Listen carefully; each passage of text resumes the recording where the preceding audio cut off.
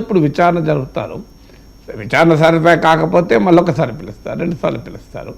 Maximum అయితే విచారణకు సహకరించడం లేదు కనుక కస్టడీకి తీసుకుని విచారించాల్సిన అవసరం ఉంది. అందువల్ల మీరు బెయిల్ రద్దు చేయండి అని పిటిషన్ వేయచ్చు. ఇప్పుడు ఆల్రెడీ బెయిల్ రద్దు చేస్తారని పిటిషన్ వేస్తామని కూడా చెప్పారు.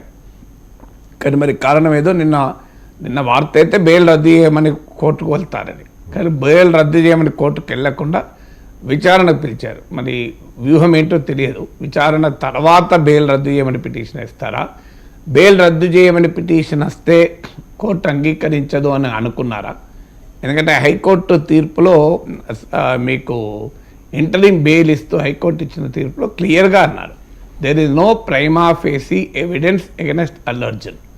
అంటే అల్లు అర్జునే నేరం చేశాడని చెప్పడానికి ప్రాథమికమైన ఆధారాలు లేవు. అందువల్ల ఎప్పుడు కూడా బెయిల్ ఇచ్చే సమయంలో కోర్టులు కేసులోని పూర్వాపరాల్లోకి, మెరిట్స్ ఆఫ్ ద కేసులకు వెళ్ళదు. కోర్టు బెయిల్ ఇచ్చే సందర్భంగా ప్రైమా ఫేసీగా మాత్రమే చూస్తారు. ప్రాథమికంగా